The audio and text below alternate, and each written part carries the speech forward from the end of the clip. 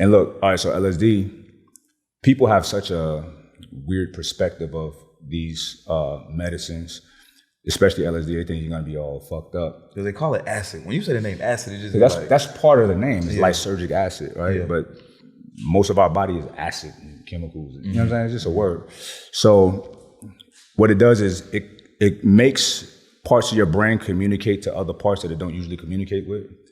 It heightens everything. You're very aware of everything. You get, no bullshit, you hear better, see better, smell better, food tastes better, sex is incredible, like magical. So you're more creative.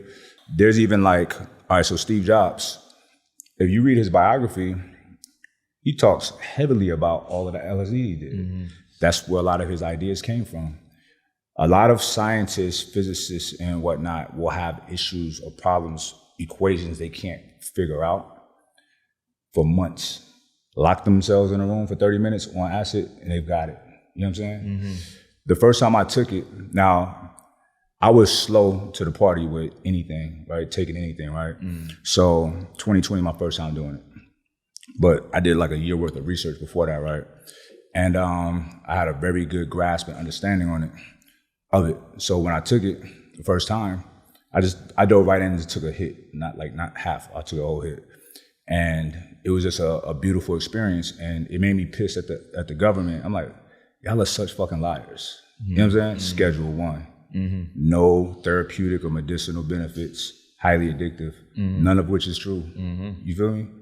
So yeah, I did a heroic dose by accident, but it was a trip.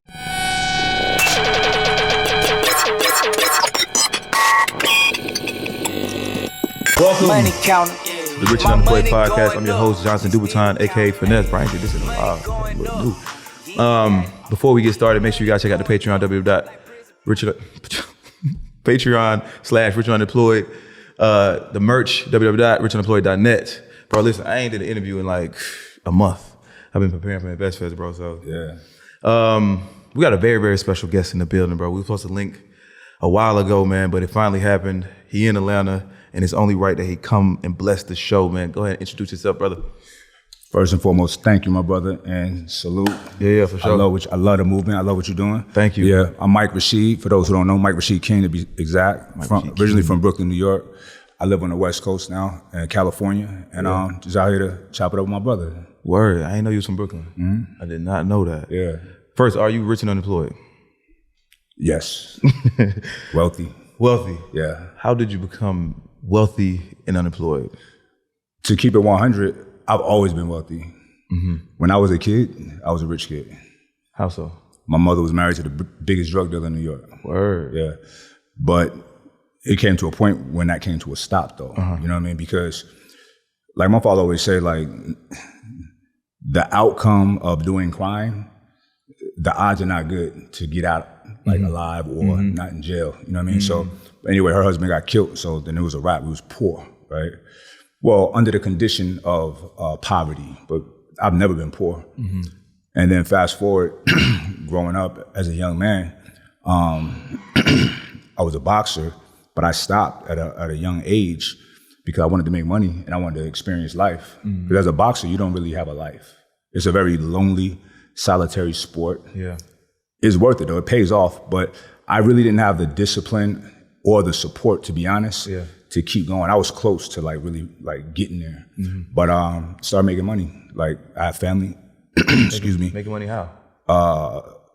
Street pharmaceutical business industry. I was gonna say, you give me drug dealer vibe, you know what I'm saying? So that's how I learned how to like just make money, man. Like I used to just do stuff for my uncle, just shipping packages off. And then I'm like analyzing his operation. I'm like, this is not hard at all. Yeah. You know what I mean? So the money I was making from him, I was just saving up till I could buy my first pack. I think it was like a 10 piece, 10 pounds. And back then, you know, when it was not legal, it was like just regular. They call it Airy, short for Arizona. The Rastas, the Jamaicans in New York loved it. And down south. Because you got to think, all the weed come from the West Coast, California, Washington, the best weed at least. So in Mexico. So ours came directly from Mexico. So everything on the East Coast, they would eat it up. So just for easy math, like I would buy a pound $500, but I never buy 1 pound. It'd be like 30, 40, 50, 100, whatever, $500, but I would let it go for 1,000. You know what I'm saying? Give or take. So that was my thing for a long time. At what point did you stop? I stopped. I actually caught a case, and that didn't make me stop. It made me slow down, right? You know, I came home one night to somebody in my crib, and I did what I felt like I needed to do to protect my home. Police didn't see it that way, right? This is out there in LA? Now this in Arizona. I was in Arizona at the time. So there's a book that I read one time called Disease, right? And they break down the word disease. It just says dis-ease. So people think of disease only as like some physical ailment, cancer or something like that. But a disease, you could be in a disease situation. You could be in a situation that takes away your comfort. And that book was breaking down how like we can generate a lot of energy and attract situations to us, like a diseased situation, to prevent something worse from coming down the line, right? So that's really what I did. I was getting to the point like this, bro. I'm a very pure and authentic person at whatever I do, right? So when I was in the streets, I had a whole army, right, of goons, soup tasters. And I used to think all the time, like, what's stopping these niggas from doing something to me? You know what I'm saying? They stayed in check, but I didn't understand why. But what I would do often, which was not smart, was hop out on the front line when it was necessary. And my big bro, man, he used to be like, bro, what are you doing? You a general, you got soldiers. I was like, this is just me, you know? Like to lead from the front. Yeah. So, but with that, like, it was some like bad dudes out there that I would have issues with, and I would confront it. Nothing ever went sour or left. It came close a few times, but, you know, luckily nothing ever went that bad. But I was like, something's gonna happen to me. You know what I'm saying? Because people don't get, brave people don't kill people. Scared people kill people. A coward, you're afraid of, you know? And I was existing in a space where a lot of cats couldn't really like be themselves. You know what I'm saying? So I knew that day was coming. You know what I mean? And I had kids. I'm like, yo, I don't want to like, and everybody says like, you think like, oh, I'm gonna make X amount of money and get out. It's never impossible. Like it's never impossible, like bro. It's impossible. You gotta think I'm young, so I'm doing dumb shit like buying a bar. You know what I'm saying? 30 racks in the club. Stupid shit, right? For a bunch of people who don't give a fuck about me. You know what I mean? So I'm like, I'm drunk. I was like inebriated back then. I'll make this back in 2 days, whatever. You know what I'm saying? So I was spinning it as fast as I got it. But I was getting to a point, I was raised well. So I had a better foundation than what I was showing. You know what I mean? So my conscience was always tugging at me. And I never forget one time, around that time when I was like trying to get out of it, me and my homie, we went out with these girls, some dope girls, smart, whatever. And I had on all this fucking jewelry, right? And I was embarrassed about my jewelry because it was so big and stupid. Like I was like, kind of like, what year is this? It's like 07, 08, okay, yeah. You know what I'm saying? Because I was already like coming out of that, you know what I mean? So, make a long story short, I was hit with like some pretty big cases, like 2 of them, and trying to go through the adjudication process, but still hustling on the side, but putting other people in front. So I'm not like, you know, I don't know if they're watching me or whatever, and I had an ankle bracelet on, but the money coming slower. They can't do it like me. They're trying to finesse my plugs. Shit was not working out. And then I had cats in New York, like stealing from me because like I said, I'm a pure person. So I trust people, right? So I'm on ankle bracelet, whatever. So all of a sudden I had a spot in Marcy Projects. I had a 2-year run at one address. That's unheard of. You know what I'm saying? Sending packages out there, right? I had another guy that package through the mail? UPS, FedEx. Back then? Yeah. Yeah. But it's a whole, I know it's a way to do it. You know what I'm saying? It's very like, you walk in with the shit open. It's like right in their face, but they don't realize what it is. And you ask them to help you. Because the first line of, the people that really fuck you up is right in the facility when you come in. Usually somebody that look like they shouldn't be in there comes in there.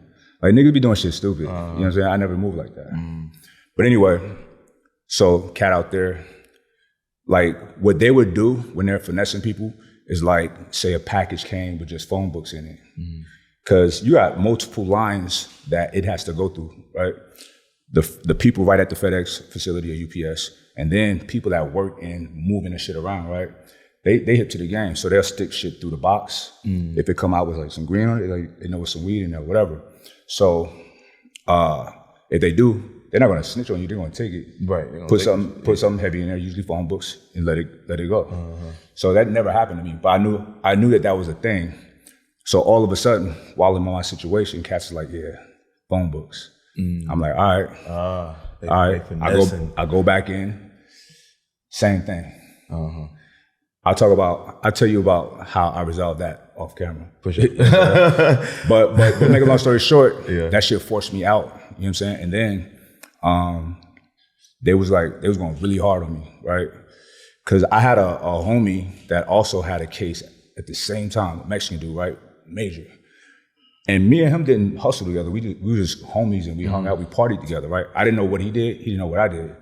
So he had a state and a Fed case, and the Mexicans, like, they're allowed to snitch. You know what I'm saying? It's okay for them. Yeah, because he was the biggest, he brought the most money to the Mexican mafia in prison, right? So he was like, yo, do what you gotta do. So with him becoming informant for the feds, they had what's called, and I learned this because he is Mexican. He's Mexican. Oh, okay. I thought Mexican was snitching on him. Okay, go ahead. Yeah. He, they had what's called a free talk, right? He told me this after the fact. I hired a private investigator to try to figure out if I had another indictment coming, because I couldn't understand why they was going so hard on me. I had no priors, all of this stuff, right? So what happened was my prosecutor was at his meeting with the feds, like a bunch of prosecutors, like with people with cases, and they're asking him all kind of questions, and they're trying to see if he's honest to do a deal with him. You know what I'm saying? So when my name came up, blah, blah, blah, blah, blah, blah, blah. I heard everything he said. So, but none of it was accurate, but it still made me look bad, right? Then he came to my house one time, this is before I knew that, recording me with a key fob. You know what I'm saying? And I was talking about how I don't understand why they're going so hard on me. I think so-and-so snitching, he gotta die. It sounded, bro, I heard the recording, my heart sank to my stomach. I'm like, fuck, they're listening to this shit. You know what I'm saying? So I decided to take matters into my own hands and upscale from justice. That's really how I stopped hustling. I went on the run. I think I heard some of this on No Jumper. Okay, before we get started, what do you do for the people that don't know who you are? Because you got a lot going on. Yeah, I'm a serial entrepreneur. I own one of the fastest growing supplement companies in the country. It's called the Ambrosia Collective. We actually got the #1 plant-based protein in the world. We're fast tracking to 100 million. I have a company called Snack House Foods, which is a healthy snack company. I have a very robust online personal training platform, app and business, over 4,000 clients. And I also coach online coaches and trainers to transition from the gym to online, right? Because here's the thing, your potential for impact is a lot greater online. Yeah. It's more people. You're limited to however many people you can see in a day if you're training people in the gym. Yeah. And that limits that. It limits the amount you can earn, right? So I teach people how to get out the gym. You can stay in the gym if you want, but start your online business, and I show them how to grow it. You know what I'm saying? So that's doing really well. I invested in a company called Trifecta, which is one of the top meal prep delivery companies in the country. That did very well. Yeah, little things like that. Few things. Former boxer, YouTuber, podcast, all of the things. You in the weed business? Weed, nah. Used to be. Yeah. Not the right way. So you speak about health, like plant-based. Why are you so big on health? All right, it's interesting because despite me being in the streets, I was always a health nut. Yeah. I started boxing at age 12, right? And one thing that's been consistent in my whole life is me being in the gym and being healthy, right? So when I was younger, I wasn't concerned with like nutrition because like, black kids got good genetics. We could eat shit and still be fine. But as you get older, you start learning more. I started learning more, educating myself more and taking things more serious. And, the wrong foods would make me feel good as I get older. Alcohol would make me feel terrible, certain things. And, I gained a real love for myself. So with love, like I ask people all the time, do you love yourself? And they be like, yeah. I be like, you drink? They be like, yeah. I like, you really love yourself? You know what I'm saying? Well, I'm not denying that people don't love themselves, but they gotta love themselves better, right? And I'm not saying like, don't do this, don't do that. But you gotta calibrate your life according if you wanna do that, right? Something else you gotta sacrifice something if you wanna do this. So anyway, I just wanted to live. It's not about me living forever. But the years that I am on this planet, I want them to be quality. I want to feel good. You know what I'm saying? I don't want to be sick. You know what I mean? So that's why it's important to me. And a lot of people listen to me. So, the stuff that I'm telling you right now, a lot of people don't even know about my past, right? Because I don't glorify it at all, because it's not fly, right? I'm very lucky that I didn't succumb to the streets. Yeah. So, and then being incarcerated, it's the worst place in the world for a human being. It is. You feel me? So I don't want to glorify that at all and make them think that it's cool, because it's not. It's actually really stupid in 2023 to do illegal things to make money. There's so many easy ways to make money. So many ways. You feel me? So yeah, so my contribution to the world to tip that scale of the bad things that I've done to do more good things is to teach people about health, right? Help other people, help people be healthy, right? And I'm what I consider a conscious capitalist, right? So I'm a 100% capitalist to the heart, but everything that I do is involved with benefiting people in some capacity. So, and that's the most sustainable way to make money, is helping people. Helping people. That's it. Helping people elevate. Yeah, so that's why that's important to me. It's just like, that's my niche, that's my thing. I've always been into it. What's your diet like? I eat once a day. Once a day? Eat what you eat? It depends. It could be like a salmon or a couple salmon fillets, some rice, some veggies. You know what I mean? Maybe I've had a shake earlier in the day, but something like that, some kind of carb, protein, and fats. So you're not like a vegetarian? Nah. I explored a vegan diet for a couple years, some years ago, and it was straight, but I like meat. I love the taste of meat. And meat, you just pound for pound, you can't fuck with it as far as the nutrients you get from meat. It's hard to duplicate that. How do you eat one time a day and still sustain like the body? Well, I used to be a lot bigger. Yeah, I was jacked, right? Nigga, so you jacked? Nah, but I was like, I'm 220. I used to be 250. You know what I'm saying? Solid. Muscle. Yeah, but that's not healthy though. You know what I mean? I thought I was healthy. Yeah. But I went and got my blood work done like in 2016. And they were like, bro, look at this. You're trending to becoming pre-diabetic. Where'd it come from? Just eating too much, spiking your insulin over and over and over and over. You don't have to be fat to become diabetic. You know what I'm saying? So you were just eating a lot to gain more muscle. Right. Yeah. That's what people think though. Like you gotta eat a lot, live heavy, you know what I'm saying, to get. Here's the thing. Maybe when you're young, you do, but your body's burning that shit off rapidly, right? Yeah. The human body is a magnificent piece of technology. It's the most advanced, right? It wants to be perfect. It wants homeostasis, like balance, right? So I have a slow metabolism. People think that's unhealthy, right? But it's the most healthy, right? Animals with the slowest metabolisms live the longest. You feel me? Which are? Sharks, whales, giraffes, crocodiles. The niggas eat like once a year.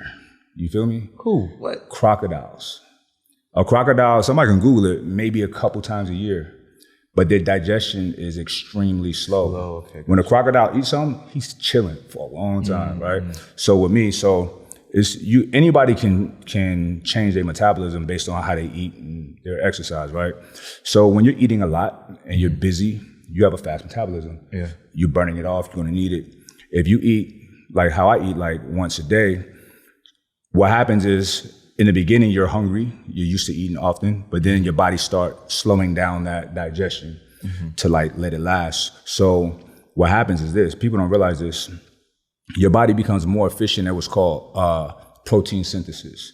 Protein synthesis is like when you're eating food and protein, your body using it and changing it into muscle, converting it to muscle, right? So when people take steroids, they have a very advanced protein synthesis, right? When people are eating not as often, they have the same thing, right? But they still got to be training and all of that. You're not just going to eat and get swole. You got to be doing the right things. So when a person is not eating all the time, their body's just working better. Brain work better. You got to think about it like this. Our ancestors, they would eat a couple times a week. There was no grocery stores. They had to hunt, right? So they wasn't hunting when they was full. They was hunting on an empty stomach. So when you're on an empty stomach, you have a heightened sense of awareness, alertness, memory, all of that, and energy. Because you have systems of the body. Digestion is a huge system. It takes up a lot of resources in the body. So when you're digesting food, you want to chill. Yeah.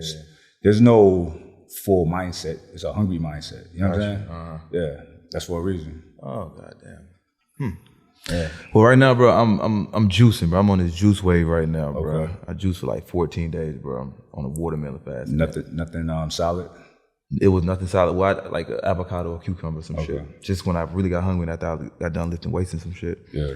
But that shit slimmed me down, bro. Like I was, my mental was just like on another level, physically, mentally, spiritually. I just felt better. You know what I mean? That's what and even when I started eating again, I was like, damn, I really don't even fucking like food like that. Yeah. I'm addicted to the taste. See, that's how I am. So I have a different relationship with food than most people. I'm not a foodie. People are like, I'm a foodie. I'm like, I don't relate, right? I like food, you know what I'm saying? Certain dishes that I'm like, yo, this is bomb, and I'll indulge, but not often. People got to look at it like this, bro. When I'm gonna speak about black men.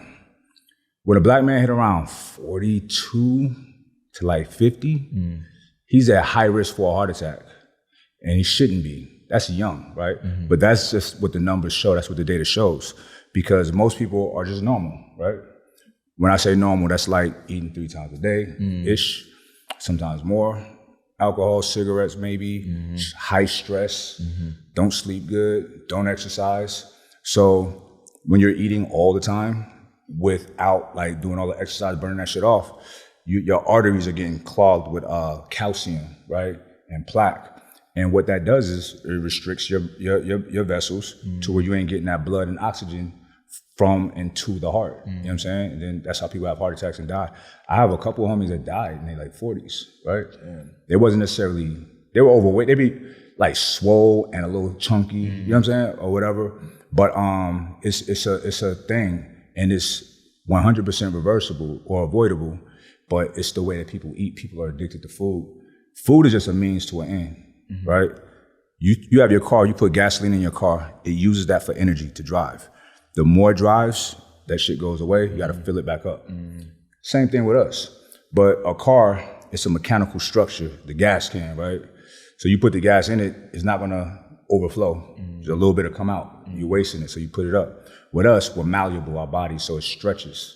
It's gonna stretch, and we start stretching. And people, you get to a certain point to where it's all psychological. I was, when I saw you in Miami, I met with another brother.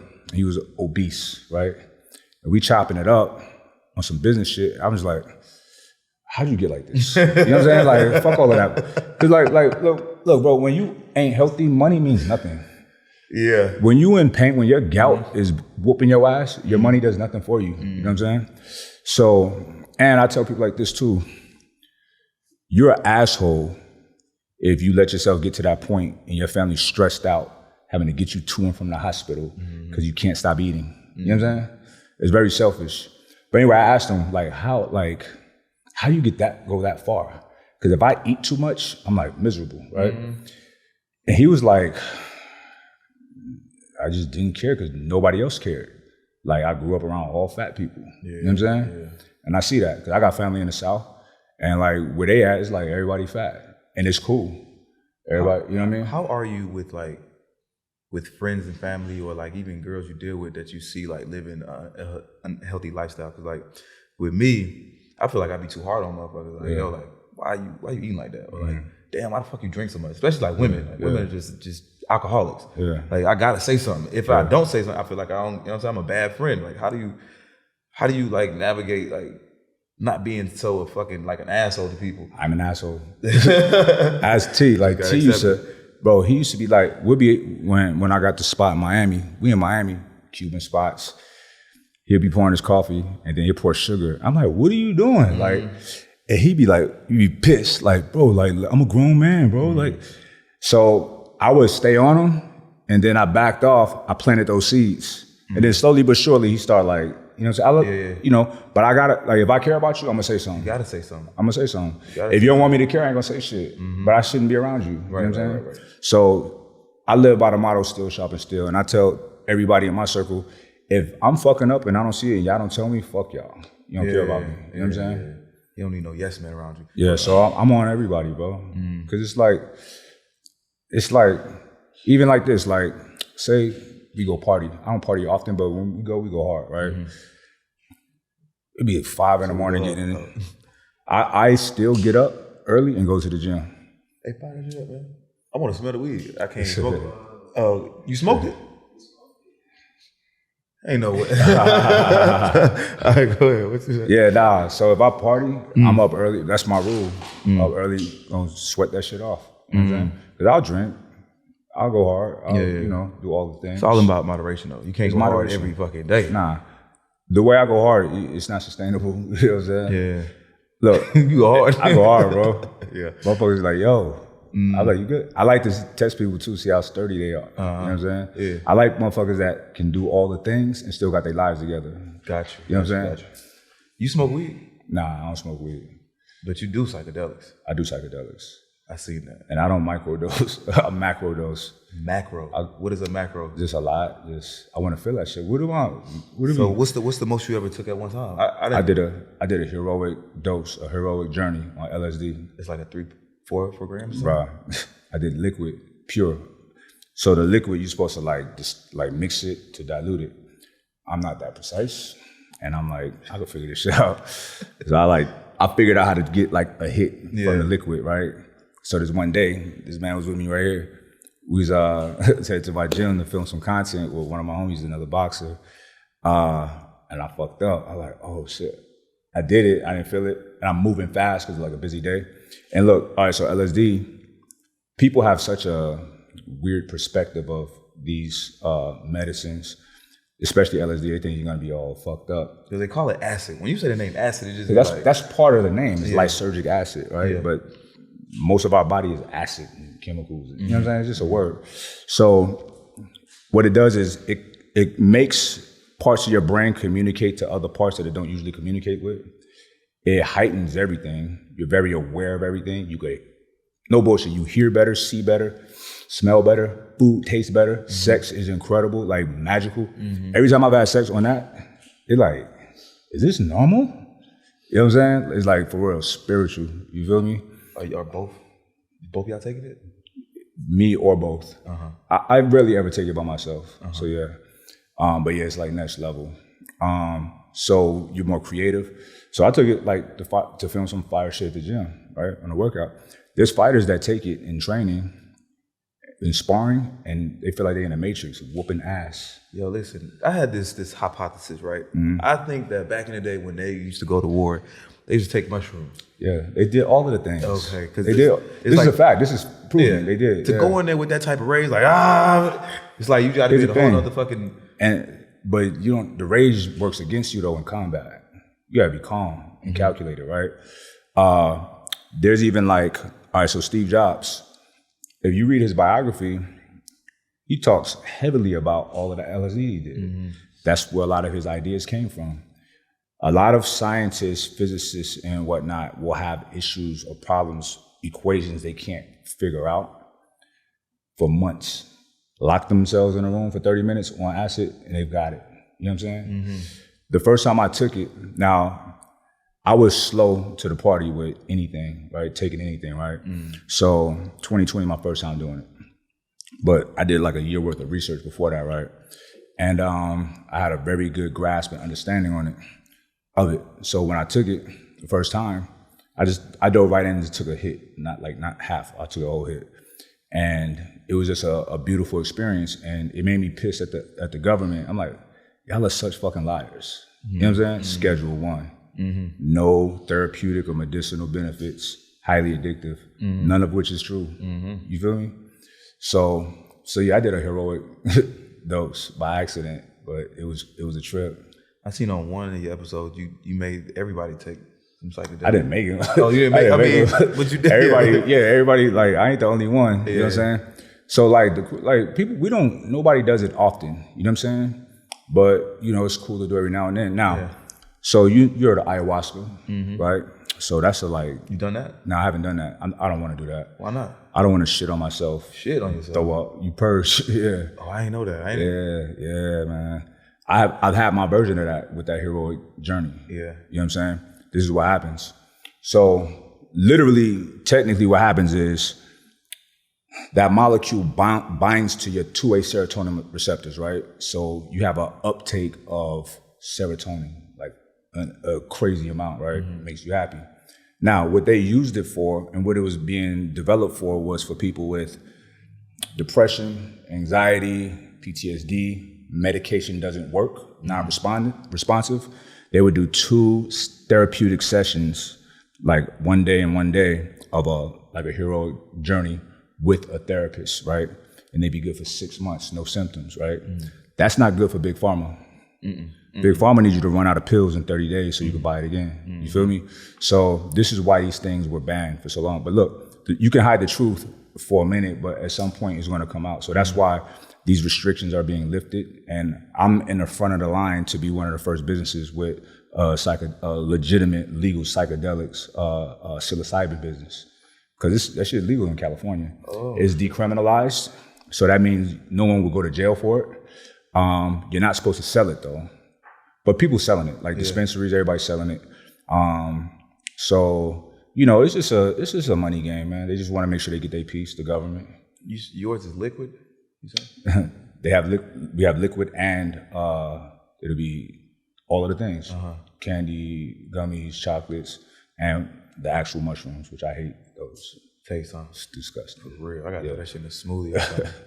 When you take LSD, is it because it's the 2 forms of LSD, right? It's like a natural form, then it's liquid or the paper, the block. Yeah. Which one you prefer? The paper. Wow. It's easier to gauge. You know what I'm saying? For sure. I took a heroic journey by accident. You know what I mean? Yeah. On both, on LSD and shrooms, you had both? No. I've never been able to get that crazy on shrooms. Okay. I've tried. It just doesn't hit me as hard. LSD is just powerful and crisp. What did you discover in this journey? On this heroic journey? All right. So this is what happens. I can articulate it in a very beautiful and poetic way. I want to articulate it in a very practical way because I understand what happened. The things that are most pressing on your heart and your mind, you have to deal with it, right? Anything negative, you have to deal with it. So mine was 2 things. Mine was my relationship with homie right there. That's my bro, right? I've been knowing him since 2020, right? And, we all work together and I'm very aggressive. So when I'm on go mode, I'm like, hey, what the fuck? I talk a lot of shit. It's some of it is in jokes, but some of it be serious. You know what I'm saying? And maybe I've said things to him that I shouldn't have said, or was just too aggressive. And like the revelation was like, bro, like why would you talk to him like that? Yeah. That's a good dude. That's your guy. That man loyal. He a good father. He does a great job at the office. Like, so I was in my tub. That's like my little sanctuary. I got out, him, my assistant, they was at the crib, they was downstairs. So I put my robe on, my towel, I ran downstairs like, bro, I'm sorry for not being a good friend. You know what I'm saying? Said all of the things, we hugged it out, went back upstairs. Then the next demon or monster was lies. You know what I'm saying? I tried my best to be as good as a human being as possible. You know what I'm saying? But I was still lying to girls. You know what I'm saying? Like, she don't need to know this, little white lies. A lie is a lie. And you feel an overwhelming sense of like love for yourself, right? So it's like, bro, why would you allow that kind of filth to come out of your mouth? You know what I'm saying? So that had nothing to do with nobody. That was me. And I like processed it for real. And that's when I just stopped lying. to girls. Like, I don't really lie. I never really lied back then, but I would kind of like create a false perspective that I wanted them to think. You know what I'm saying? But now, and I find when you don't lie, nothing is better. You know what I'm saying? So, you know, so those were the things that was most pressing on my heart and my mind, and those were the things that I had to deal with.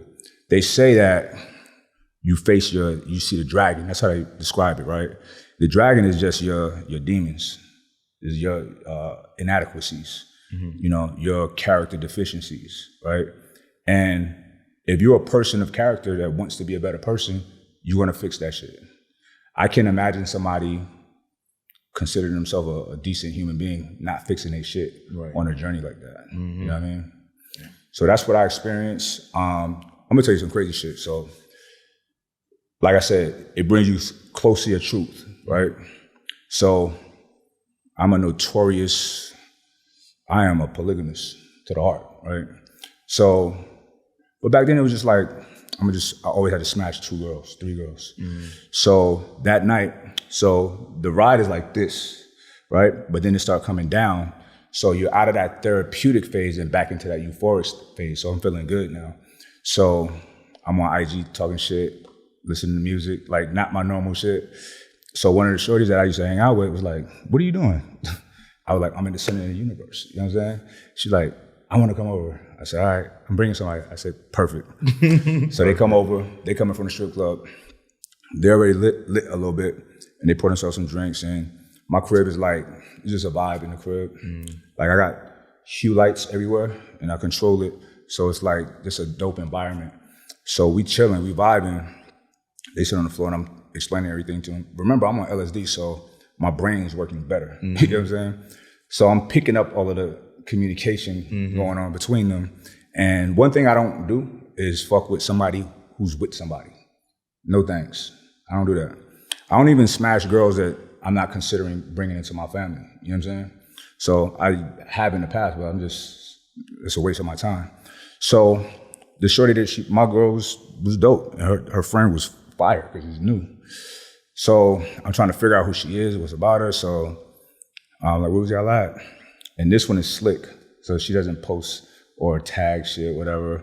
But I found out where they was at. I'm listening to where they was at. So I went to that in the stories, like the location on IG.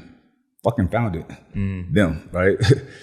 And so I went to that one's page. The first picture was her and a dude, like her husband. You know what I'm saying? Like a nice guy, square dude, but just seemed like a nice guy. I felt so bad for him, right? So, and then more communication, and she slipped up and said something about her boyfriend, my own girl, right? Just tell me. I'm not gonna smash, but be honest with me, right? So that everything, all right, cool. So they get on the bed, start to bust it open. I get the phone out because that's my normal, like just film everything. I was like, now prior to that day, I would have just, even if I didn't want to, I would have just did it, just to be a man, just to do it, just to crush it. But I was like, hey, I appreciate y'all for coming over, but I just really want to be alone right now. You know what I'm saying? They were like, what? I get the Uber. Oh, this free pussy right here, nigga? Yeah, like, nah, I'd rather be alone. So they did it moving. I chilled, watched music videos. I ain't watched a music video in years. It was great. You know what I'm saying? And I had an awesome night. You know what I'm saying? By yourself. I was being truthful to myself, and I didn't want to fuck with them. You know what I mean? But the old me, just super like, just not real with me. I would have did what I am supposed to do. And felt like shit afterwards. You know what I'm saying? So that's what it did for me. And one more thing, I forgot this. I'm a grumpy motherfucker. You know what I'm saying? Everything pisses me off. Not like really, but I tend to have that kind of disposition.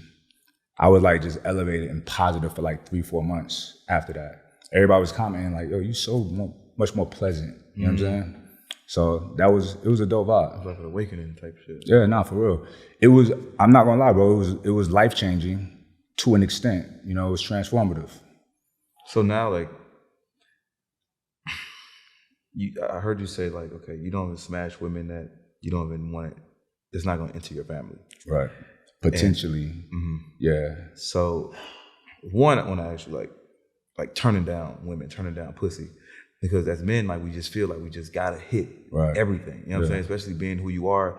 I'm pretty sure like it's a lot of women that after you in your DMs and it's like to the average man, a nigga that ain't getting it like that, or even niggas that's getting it like that, that's not conscious. Yeah. They feel like, yo, just cause they on my line, I gotta hit. And you feel if you don't, like either the woman gonna look at you weird, like, damn, what the fuck? Like you ain't finna hit this. Like your partners be like, damn, nigga, what's wrong with you? Cause me, like, bro, I can't hit everything. You know what I mean? I feel like everybody shouldn't be allowed in my space. That's I mean, a fact, just because you find I go off energy. You know what I'm saying? And I never really thought about that, like that, like being in my family type shit. Yeah. But like, can you speak on like, you know what I'm saying, just not allowing just any woman in your space just cause she's just fine and just that's what men supposed to do. Listen, bro, like my woman is Queen Supreme, dying, right? One woman. My woman, yeah. And nobody's special like her. Now, if we bring somebody else in, then that's what it is. But outside of that, it's like, nah, like this is, I'm not cheapening myself. It's not gonna be a situation to where bitches are gonna be talking about me to her. She's not gonna find out anything about me from anybody but me. You know what I'm saying? To be deceptive and to not be the person that your significant other think you are is probably the most terrible thing you could do to somebody. It could really damage a person. And then they're not gonna trust you. I had a situation like this before. So when I was on a run, you know, I cleaned up my life, right? And that's when I started my businesses, the whole nine, but I was still a fugitive. So I had a girl. I didn't want to have a girl during that time because I didn't want to go to prison and have a girlfriend, you know what I'm saying? So I didn't want to worry about that shit in the streets, you know what I mean? So I would not get close to nobody, but this one girl, she was so sweet and she was dope, and then I just fell for her. So they came and got me. So extradited me back to Arizona, and she's like, I can't move. She had just became a nurse, right? I gotta do this, but she says, I know you, just do what you do, but don't make me look stupid. You know what I'm saying? Don't make nobody feel special. I'm like, stop. But I did exactly that. You know what I'm saying? Fell in love with somebody. I can't just be smashing somebody and not fall for her. Like, because first of all, I'm a very picky person. And if I'm choosing somebody, it ain't just her looks, it's her personality, her vibe, like all of that shit. Why wouldn't I fall for her? You know what I'm saying? So, yeah. So some months go by, they find out, they call me up, bust me out, like, all right, it's cool. But then I'll get one back and the other back. Same shit. They find out again a couple months later. I just get the one back. So I get her back, but it was different. She didn't look at me the same. You know what I'm saying? And that shit fucking sucked. You know what I mean? So I'll never put myself in a situation like that again. You feel me? So yeah, I don't, and look, bro, I'm a multimillionaire. Look, I had everything, lost it all, and got it back legally. So my self-estimation is through the roof. Fucking right. So why would I just let anybody? I would not let anybody in my space. You know what I'm saying? So yeah, they're just not deserving of it. And bro, I look at a lot of things. These girls be out here with lame niggas. If I see you fuck with a lame, get out of here. What am I here for? Like, you know what I'm saying? You don't know the difference. You know what I'm saying? So it's like, you know, it's a lot of factors, man. So I'm very selective, and I'm, like you were saying earlier, I protect my space and my energy. You know, I'm not here for everybody. It's just not, you know? And it's interesting because the shit stopped. Like, I used to, you know, I would have girls just, or whatever, DMs, but it stopped. I think my energy is so what it is now that they don't even come at me like that no more. And I appreciate that, you know what I'm saying? Now, when I am broadcasting my relationship, that's a little bit different. Girls want to be a part of that. Right. I don't know if anybody has ever explored polygamy or polygyny, to be specific, but here's the thing. Women are attracted to men with women. Not because they have a woman, it's just that women do not want a man that nobody else wants, right? So you have a baddie, it look like you're treating a girl, all of that shit, she look happy, they're interested. You know what I'm saying? Now, when you're bold enough to say like, look, I'm taking somebody else on, we like this, they're very intrigued, very intrigued. I've never sat down with a woman. They could be, you'll probably be in your comments being mad right now, but put them in the right situation, they're gonna try it. Because why wouldn't they? You wanna be with potentially be with a man that's gonna fully take care of you, treat you like you wanna be treated, the dream shit, right? And never fucking lie to you. You know what I'm saying? That's the biggest part. That's the biggest thing. So many women, it was like fresh and fit. I took both my girls on at one time. And they was like, oh shit, right? So many women was hitting me up. You went on it the first time without it. Right. Without the girls. Talk about it. They started talking shit. Then you came back with the 2 girls. This is why I did it, right? I don't be putting my shit out there like that. I'm like, I'm big dog, bro. Like, what y'all talking about? Like, this is not life. Yeah. This is not life. Look, every stage of my life was fine, right? Money or not. I had good friends, I had beautiful girlfriends, and I had fun. Even when I had no money. That doesn't change anything, you know what I'm saying? And I like Fresh and Fit is my dogs. I like them. I really like them, care about them. But I wanted them to see like, yo, I hear your message, but bro, shit is real. And shit is more complex and deeper than money. Money is nothing. You know what I'm saying? And money should not be, there's a lot of rhetoric, especially in podcasts nowadays, that it's money, you have what you want, money, money, money. I'm like, nah. One of my closest friends, normal 9-to-5 guy, good job, but just normal shit. His wife is a dime. Normal job, they got their house, their cars, whatever. She ain't going nowhere because she got a solid man. You know what I'm saying? Like, my life is not ideal for most people. You know what I'm saying? It's I can handle high stress. A lot of people can't. You know what I mean? I have to manage the lives of a lot of people in terms of people that rely on me for a paycheck, right? That's a lot of pressure on people. Look, shit is smooth now because we're just in such an abundance, but I had a period where I had to shut down one business, pay everybody out of my pocket, right? Help out another homie, payroll type shit. So the shit be real, right? But I paid my dues and now I'm in a good position. But a lot of people would have folded right then when the shit hit the fan back then. You know what I'm saying? So I've earned my status at where I am. I'm battle tested. So, yeah, it is what it is. How do you get your ego stroked? Because most men need their ego stroked by having multiple women, beautiful women. If you're not allowing, a lot of women in your space, if you're only dealing with certain type of women, like, what strokes your ego? Like, yeah, my ego is intact. I got a healthy, big ego, but my life, my life, everything in my life, it helps stroke my ego, right? So it's like when I go to an event, like the fact that so many people look up to me, that's good for a man's ego. I'm purpose driven, right? So I set goals and knock them down. That's good for my ego. So I started back fighting in 2018, right?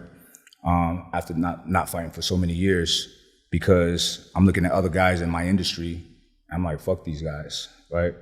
And they want to work out, hit the bag. I'm like, are y'all fighting now? Would you fight? You know what I'm saying? So I wanted to just not appear to be like these weenies. You know what I'm saying? Do some man shit. Let's go. Let's run. You know what I'm saying? Yeah, it's a weenie shit. So, because I'm just a certain type of way. Yeah. You know what I'm saying?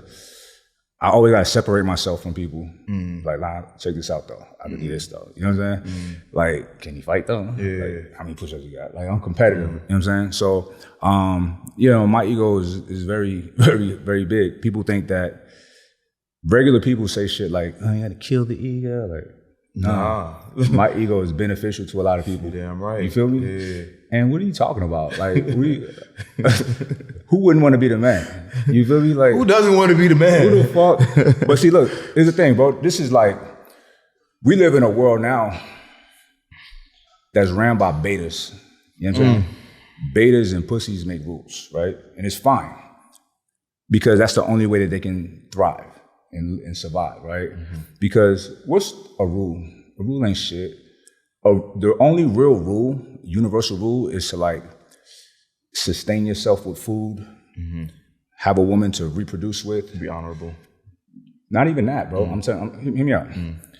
Like raw dog shit, like human nature, just nature, is to eat, have shelter, and fuck. That's it. That's the rule, right? Now, over time, when we develop societies, you know, the weak people have to have rules so they can have a peace too, right? I'm sure you're a fly dude. You're a king. You got the energy. I'm sure you've been in spaces where you know niggas, girls is on you. And it would be easy to just, you know what I'm saying? I'm in that shit like that all the time. So it's like, we gotta have rules. He gotta have this has gotta be wrong for me to just take his girl. It's gotta be socially not accepted. You know what I'm saying? Shit like that. So, you know, this guy got a lot of money. I'll take that. Yeah, right? I was telling him a story about my first gun, my second gun. I was like a kid, he was a teenager, little white dude. His dad had a bunch of guns and we went to the woods to shoot. When it was my turn, I said, I'm gonna save these bullets. Just keep that. He was like, hey, what are you doing? I said, hey, don't follow me. You know what I'm saying? Imagine just living your life like that. Yeah. And there's no rules. So stronger people, and when I say strong, I'm not talking about physically strong. I'm talking about, when I always speak about a dangerous man, right? And a dangerous man is not the most tough looking guy. Timothy McVeigh, not a good person, but was very dangerous.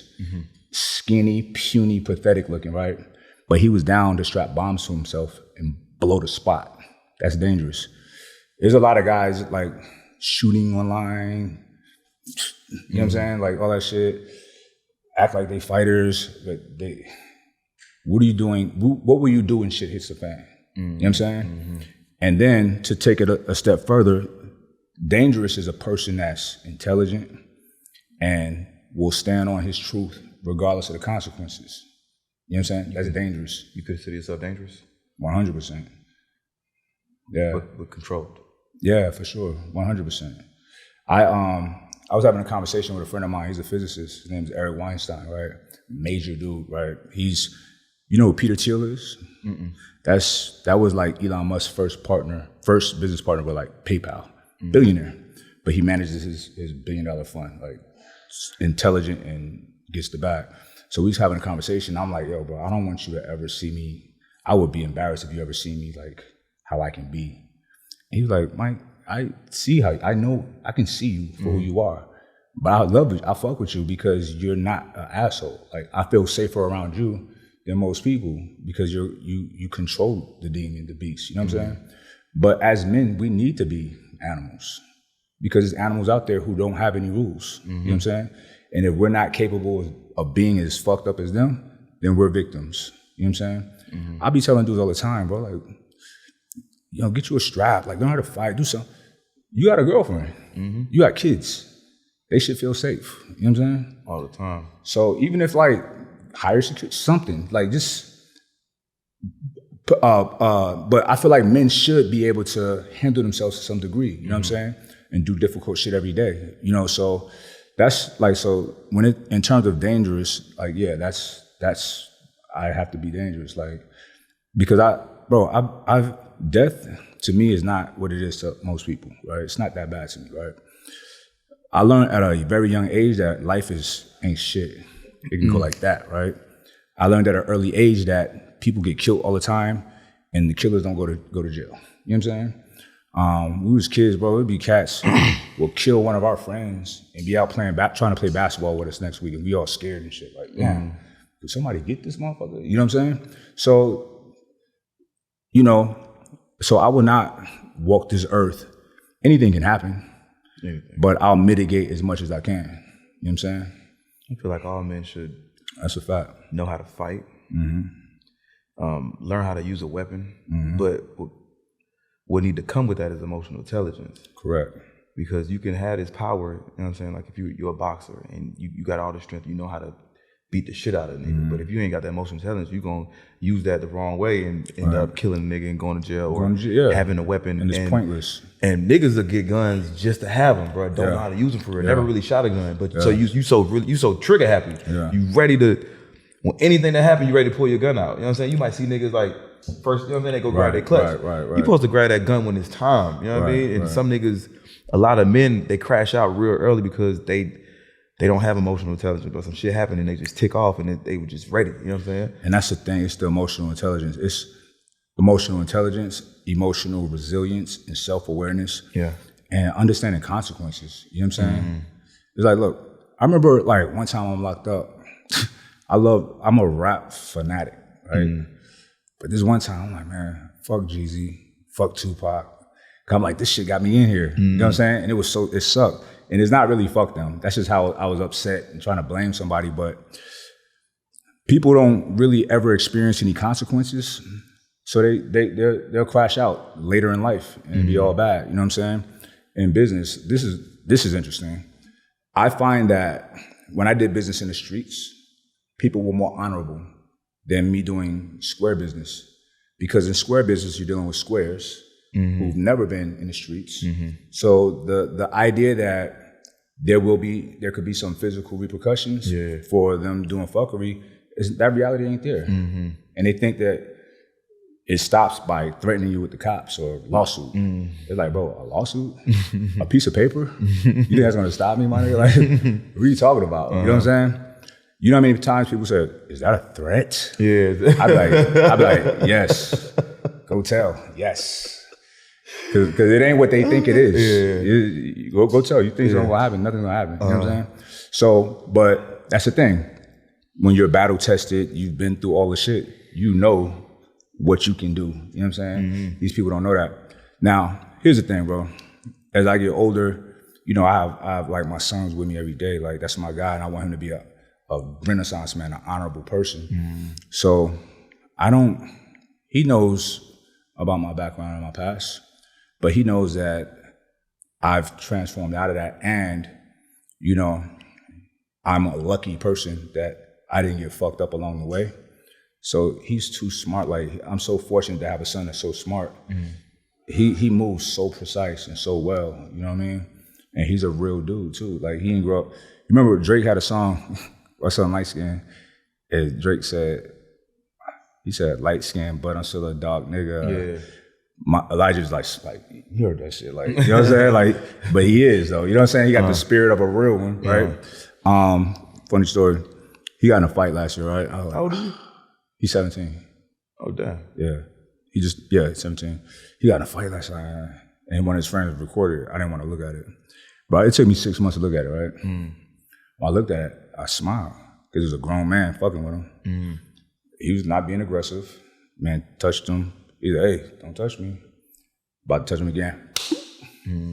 Sleep. Because I taught him, I put him in boxing at an early age. And he's like I was. Like, when I was young, I didn't look tough. But I had hands, and that's how he is.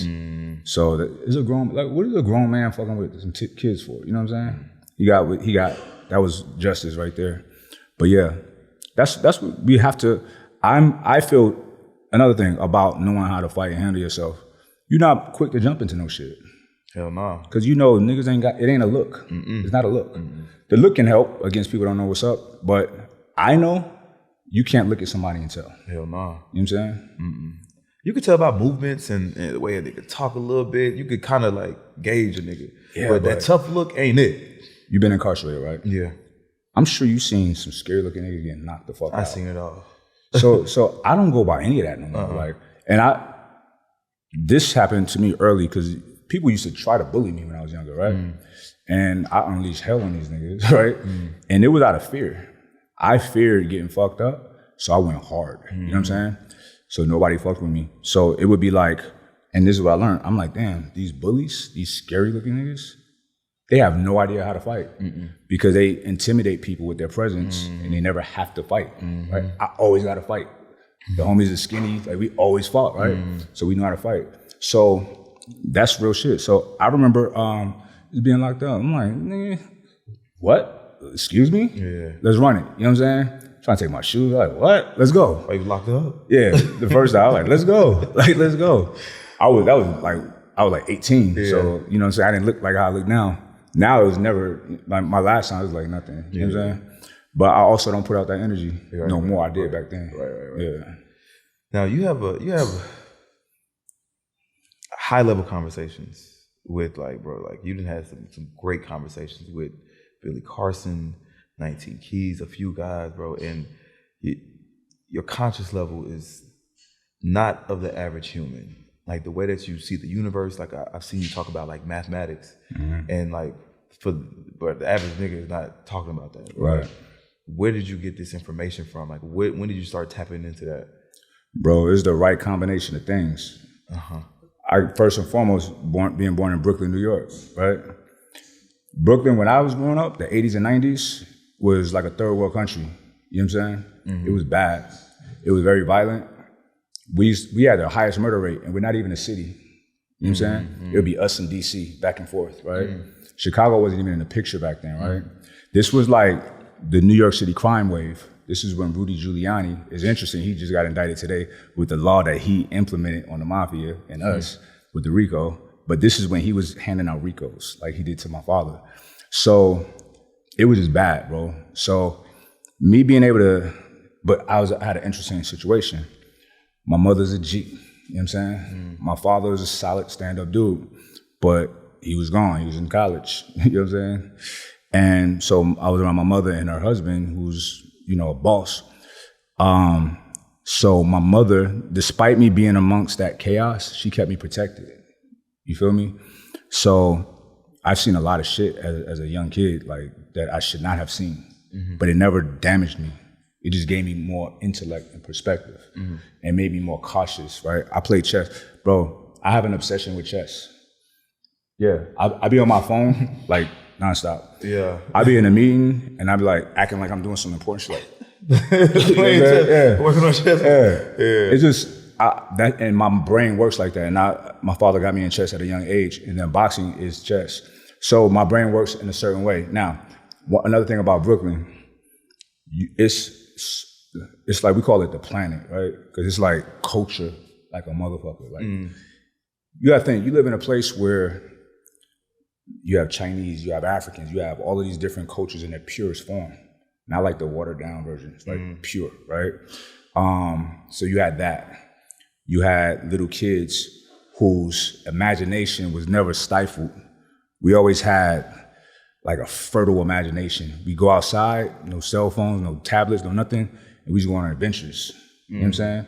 And going in different neighborhoods is like going to a different country. You feel me? When you go up in New York City, like in one of the boroughs, it's a good chance that by the time you're an adult, you haven't been to other 5 boroughs. You know what I'm saying? In your city, because there's so much in your neighborhood, and then the next neighborhood, it's like a completely different place, right? So all those combination of things, right? My mother, so I experienced like a very rich life and then a very poor life, right? And then young man shit, trying to figure shit out on my own. I've always been a person that liked learning, you know what I'm saying? My mother instilled that in me. You know, my mother was mad smart. So she had me reading like older books, like I'm 3rd grade, I'm even 6th grade books, writing. You know, you remember certain things. And I remember I was always the best reader in class, valedictorian, all of that, straight A's. Then I would have friends who couldn't read, like literally couldn't read, and it would embarrass me. You know what I'm saying? Like, what is your parents? Like, you think that everybody's household is like yours, you know what I'm saying? And my mother was strict and like scary. You be talking about like some, man, like. I'm fascinated by a lot of shit. You know what I'm saying? It's like the math, like the numbers, the science, it's like, it was one video, like it was so, whoever edited that shit, bro, like the shit was like the Matrix type shit. Yeah. It was like, it made me just like tap in, like, damn, like I don't know as much as I know, you know what I'm saying? And I don't know nothing either. I'm a baby. Here's the thing, bro. This is what I've learned over the years. I like learning, bro, straight up. So language, English, Spanish, whatever, is a primitive form of communication for a human. You know what I mean? The simple fact that there's languages that we can't speak and can't communicate with each other properly, it shows that it's not the best way to communicate. When we talk about God, right? You believe in God? So do I. What is God, right? We know what the books say, right? But nobody knows the intention behind the person writing that.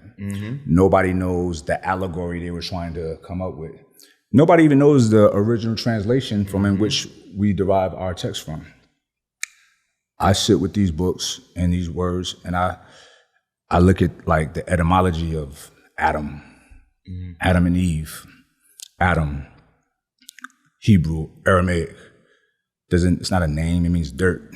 It means like earth. Like, wow, right? Serpent. And I'm reading Genesis one day and I'm like, the serpent deceived Eve, yada, yada. God punished the serpent to be a serpent. What? Makes no sense. Why is no one questioning this, right? Serpent, etymology. Definition, then etymology. Etymology, seraphim. Seraphim is an angel. You know what I'm saying? Like, oh, Satan was an angel too. You know what I'm saying? And then it's like, you keep going, the creation and so whatever, and we were happy. Who is we? You know what I'm saying? Y'all read this shit? Y'all reading this shit? Like nobody's reading, right? People just take the word from their leader, their pastor, their preacher, their imam, whatever. But all of these scriptures is at the mercy of each person's interpretation.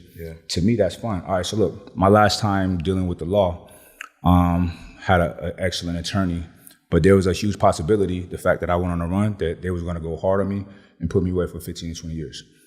I was fine with it if that happened. You know why? Now my contingency plan was, like, I'm gonna become Malcolm X up in this bitch. I have time to study. Oh man. You feel me? I'm gonna eat clean, I'm gonna meditate, I'm gonna pray, I'm gonna fucking study, I'm gonna be strong as fuck. You know what I'm saying? So if I had to sit still, I'm gonna learn. So when I have time to sit still now, I'm trying to learn, right? My notes is crazy, right? I've written books, probably, if you compile all this shit together. I just have a fertile imagination. No one ever stopped me from thinking, you know what I'm saying? No one ever made me go to school. No one ever made me do shit. So my imagination never became stifled or disciplined, you know what I'm saying? So yeah, that's why I'm the way I am. You believe in, wait, you have a religion? What's that? Islam. Oh, didn't know that. Yeah. How long you been like that? Forever. Really? Wow. But I'm of a certain sector of Islam called the Nation of Gods and Earths. That's why you may hear me greet people as gods, like peace God, peace earth to a woman. So this is the divine language of Allah, of God. Allah just means one God, right? There's no multiple gods. I mean, we can be gods, but the divine architect, the engineers, I don't know, maybe there's more, I don't know. I'm not that wise, right? But we have all of these lessons and we have divine alphabets and divine mathematics, right? And the mathematics, you know, we talk about that. It's a lot of things I don't like to put out there because it's not for everybody. But we have a breakdown. You ever heard the term a 5%er? Yeah, so I'm a 5%er. You have a 5%, 10%, 85%. That's a general breakdown of a population of all people. And the 85% is like the general, like, I just go to work, I ain't thinking about shit. Sheeps. It's sheep, right? And that's not to say that anything in a disrespectful way. That's just like, is normal to be like that, right? You have 10% who have knowledge, who have wisdom and power, and they manipulate the sheep, if you will, the 85 to benefit from. You know what I'm saying? At all costs. You feel me? Then you have the 5%, the poor righteous teachers. And poor doesn't mean financially or economically poor, because when you're intelligent, you're gonna make money, right? When you're righteous, it comes to you. So our job is to, educate the deaf, dumb, and blind. You know what I'm saying? Resurrect these dead souls and fight the devils, 10%, right? Be on their fucking necks. And then me, life is what you make it. And I assign meaning and purpose to my life. My name is Michael. Michael in scripture was the highest degree of angels. He was an archangel. He was God's right-hand henchman. You know what I'm saying? He's the one who casted Satan out of heaven and antagonized Satan to this day and protect the warriors and the good people. That's me. It's always been me. You know what I'm saying? So I've assigned meaning to my life. So when I go back to mathematics, people speak of like sacred geometry, right? That's somewhat pseudo. Geometry is geometry. And geometry specifically is a language of God. I'm gonna tell you how. With mathematics, especially geometry, you can reconcile every mystery there is to the universe. They do it. You feel me? So that's what mathematics. And we call ourselves gods, right? It's like, why would you say that? Think about it. It says in scripture, God made man in his image. What does that mean? Right? We be saying God, he, him, right? Like a dude. We made God in our image. We made the image of God in our humanly image. You know what I'm saying? So the universe we created, right? You ever heard of a split test? So when something is not observed, it's not happening. When it's observed, we see it moving different, right? So our human minds, it's funny because people say like, oh, it's man-made, nature is primitive. You know what I'm saying? And we're not primitive. If we were primitive, we'd be in trees and shit. You know what I'm saying? A dog is kind of primitive. You know what I'm saying? We are advanced. And man-made is great. Man made this. You know what I'm saying? It made glasses. It made lights. You know what I'm saying? So even the foods that we eat or medication. See, medication is used as a tool of capitalism. So it looks bad, but medication is great. Motherfuckers will talk all that shit, but let you be in some kind of like pain that you need some opiates. You know what I'm saying? Yeah. I ain't trying to like go ride that shit out naturally. Nope. Run that shit, right? So this is all beautiful things. Like these are all tools that we have at our disposal. Everything is what we make it. Money. Look, that's paper. It's literally paper. It has so much value. But people will kill for that shit, right? And then when you break down, I don't understand money. Like for real. I had somebody break it down to me. He's like, but it's nothing. Like it means nothing. You know what I'm saying? It's like when you get into the weeds about like finances and money and banknotes and all of this shit, and then the legality of all of this shit and how we're able to just create money whenever we want to, is really kind of like we're riding the wave. Hopefully we die in the next, within 80, 100 years. But it's going to get to a point to where shit is going to be chaotic because it's like we're living in like universal debt. We're living in karmic debt. Listen, for a man to steal from another man, it's really stupid because that's going to come back to you, right? The sins that we have been committing on this planet, it's coming back. You know what I'm saying? So why do we keep doing this shit? And I'm talking about on a global scale. Like all conflicts is resolved through violence, war, right? Money's dangled in front of people to get them to do things. So money has replaced God. You know what I'm saying? Money and violence. I always say to 99% of all people, their God is money and violence because they're afraid and they'll do anything for money. You know what I'm saying? When you divorce yourself from that culture, I won't do anything for money. I turn down money all the time. I have such a weird relationship with money, it just keeps coming to me the right way. I don't need money from people. You know what I'm saying? I don't want their money. I don't want to be aligned with certain people because they got money. You know what I'm saying? And I'm not afraid of what anybody would do to me. Because if the stars align for me to die, I'm supposed to. And it's going to be a beautiful story to tell about me. That's why every day I'm creating a better story. So death is like my mother. I lost my mother. I didn't lose my mother. I got closer to my mother 2 months ago. I was not sad. I love my mother to death. But we're closer now. She's transcended. You know what I'm saying? She's not of this no more. That's next for me too. And it's going to be beautiful when it happens. I mean, people are just scared of death, but fail to realize, like, it's coming. It's coming. We can't run from that. Like, birth is just as beautiful as death. Yeah. Like, we're here for a purpose, a certain amount of time, and then we got to get to the next level. You know what I think it is? The fact that, because I think about this like this. So, if life is good, why would I think life after this not be good? If there's anything. Right. But most people's lives are not good. You know what I'm saying? So it sucks. So like, fuck, I don't know. I never had that girl. I never had a Lambo. I never, you know what I'm saying? So when our ancestors were under the condition of slavery, we could have overran a lot of these plantations. It was more us and them, and we're stronger. But they controlled us with the book, Christianity, the Bible. And it said, there's scripture where it shows like, look, you see this?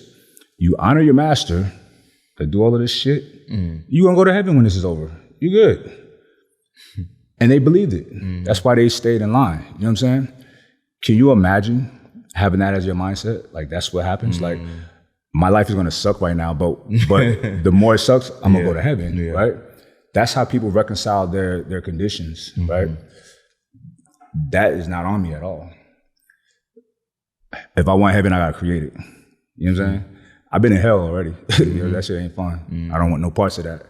So if I want heaven, I create it, and that's what I do. You feel me? So people are not creating anything. I create my universe. You create your universe, right? Thank you for allowing me in your universe. But people create their universe when they're just psychologically and spiritually aligned, right? But most people are not, and that's what's sad. And I'm working on a very robust program for people to learn how to like become alive. You know what I'm saying? Because, bro, most people are not. They're chemical robots. Think about the insanity of this. You get up, most people, you go to a job that you don't like. You get this little shitty paycheck. You take that paycheck, you give it to this landlord in this crib that ain't your dream house, so you can sleep and rest up to get up and go back to that job that you don't like. And all the while, they giving you a little bit of money. They're making a lot of money. You're making them rich. Go back, pay them to sleep, this whack-ass apartment. Go back. It's an endless cycle, hamster wheel that makes no sense. It's insanity. But that's what people stuck in this fucking psychological slavery. You know what I'm saying? So, I mean, you see some of me and my son conversations, bro. It's like, bro, this sky's the limit out this bitch. Like, what you want? Oh, that's yours. How you gonna get it? Let's figure it out. You feel me? With my homies, like some of my homies, I know I'll be annoying them because I see what they can have. Yeah. I'm like, nigga, like, no, get that. Tell them. You know what I'm saying? But everybody figures it out at different speeds. Yeah. You know what I mean? Even me, there's higher degrees to wealth for me too. Yeah. You know what I'm saying? Yeah. I have to calibrate and do things different and shit like that. And I do. So life is beautiful. But yeah, I agree with you. Like, why would life suck after this? You know what I mean? And look, I sat with my mother. So when my mother transitioned, I came to Florida. You know, I never had to like plan a funeral and all of that shit, but I did it. I didn't know how I was gonna feel. I never was sad. You know what I mean? I shed a tear like once, and we was in the limo following the hearse going to the cemetery, and my girl right here, and my mother was like, "Boy, hold her hand." Quit acting like you. You know what I'm saying? Hold it. I was like, she ain't know it though. It was like real brief. And, you know, I did feel the way bringing her out. I just wanted to open it and fucking hold my mom just one last time. But I had to like be a big boy and do what needed to be done. Lay her to rest, right? But she's not even there. So I was with family for like a week straight, came back to Cali, right to the office, back into the mix. I think we was together, T, with Big Mike. And then I left them and went to the beach. I had a bag of my mother's things, like her jewelry and stuff. My mother flies, so diamonds and shit. I wanted to just go through her stuff, right? I hadn't had time to do it. So I had my little chair, my little blanket, go to the beach, FaceTime my cousin for a little bit. We chopped it up, and then I just put the phone down. Like, all right, I'm just gonna deal with my mom. So she was like right there communicating with me. Like, boy, that ain't mine. I don't care about that. That ain't nothing. This rocks and metals. You know what I'm saying? I was like, you right. She was like, I'm not of this. This is you. I'm up here. I'm of this ether. I felt that shit, bro. So it gave me so much comfort. You feel me? And there's times now, yesterday, we flew out today, right? Yeah, yesterday, I dipped out when I left the office, I dipped up to the beach. I went to sit with my mother. So when I get them little hour, I go and just chill, silent, so I could feel her. You know what I'm saying? So death to me is going to be beautiful. You know what I'm saying? It's the next level of consciousness. You know what I mean? I'm gonna fuck your head up right now. We are three-dimensional beings. We exist in 3 dimensions, right? So there's animals or insects that's on our planet that's 2-dimensional. Dimensions are a bunch of directions, right? So every direction that we can perceive is within the 3 dimensions that we live in. Now, a two-dimensional creature can't crawl, he can't climb, just crawls, right? He doesn't have a neck. And insects have way shorter lifespan. So there's insects that can't look up, they can't fly, they just walk. So if we stand in front of him, all he knows is like that sliver that he sees. Like that's it. There's no all of this. There's no birds that don't exist to him, right? He just see a glimpse of what's in the third dimension, right? And I like to listen to these physicists and break this shit down, and they can, on paper, write equations for 11 dimensions, right? But we can't perceive that shit. But we perceive a sliver of a fourth dimension, right? And I have a theory or hypothesis. I used that word earlier. That's a good word. I have a hypothesis on that. Now, we share the same physical components of any other animal on this planet. However, we have all this technology, and we have language, and we have all of these things, right? So our consciousness or our mind, our personality, whatever, in my estimation, that is a sliver into that fourth dimension. It's just a higher level of consciousness. We literally are on a way higher level of consciousness than every other creature on this planet. You know what I'm saying?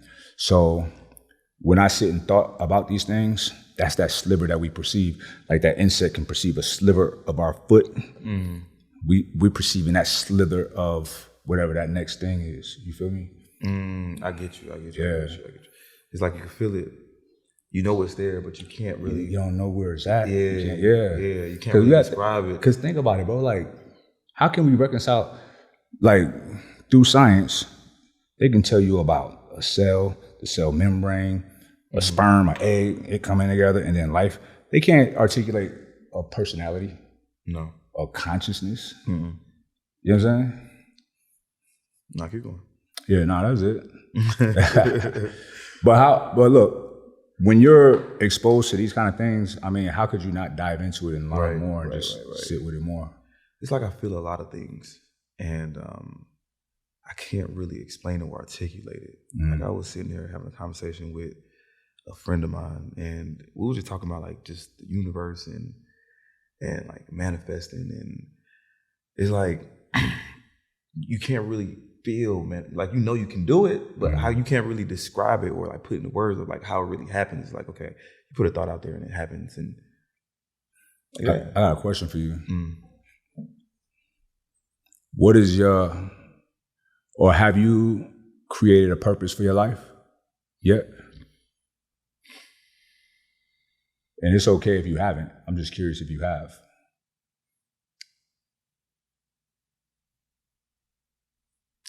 I would say my purpose is to become wealthy for my next generation. I am the person in my family that's going to create that wealth. And I'm gonna die doing that. Yeah. Okay. You have kids? Not yet. Okay. You gotta get started. What I said not yet is they on the way. It's in the oven. Okay. All right. He already started. All right. Oven. That's what's up. That's a blessing, bro. Listen, that's a blessing. Like, life is about, I remember when I first moved to Cali, I met so many people who ain't got kids, like that was older. Oh, it was weird. And I felt like they were trying to hold on to their youthfulness. And I'm like, you getting old. Yeah. You know what I'm saying? And it's like the ultimate expression of life. First of all, you live forever by reproducing. Yeah. I'm there too. And I'm so thoughtful about that I put everything into that, my seed, so it could be fucking better than me. You know, my son already better than me. He's such a stand-up guy. It's ridiculous, right? So why don't people think like that? And I'm gonna put this on you because you're about to be a father. I'm a father. Everything is right here. Wherever you live at is in your home. Education, the hospital, police is you. You know what I'm saying? My children, like my daughter is homeschooled and she goes to a private school for the social thing, but it's a school that we handpicked, right? Why would I give my beautiful child in the most impressionable years of their lives to a stranger that I don't know anything about? They round check us, but we don't do it to them. So it's insanity to hand our children off to these people. I mean, you got too many kids in the class. The school my son was gonna go to, bro, is one-on-one. You know what I'm saying? I feel the same way about like when I have children. That's how you do it, bro. Schools, TV, and stuff like that. Mm-hmm. It's gonna be so different from what other kids growing up. Right. But I understand, like, those are precious years. You know what I'm saying? Very, Damn very right. sensitive. Damn right. And then like they're like a sponge, Mm-hmm. and you giving it to a person like that's gonna give them a curriculum that somebody else wrote, and it's fake fucking. And it's not even, what is it leading to? Nowhere. Exactly, Nothing. exactly. I need you to understand life. Facts. Look, I'm big on like my daughter's 8, Ivy. That's my dog.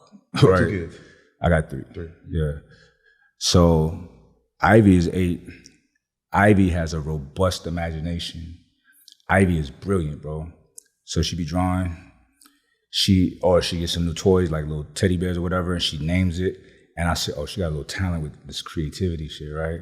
So I'm always like, we take our little walks, our adventures, and you see that lizard? Yep, that's Laser.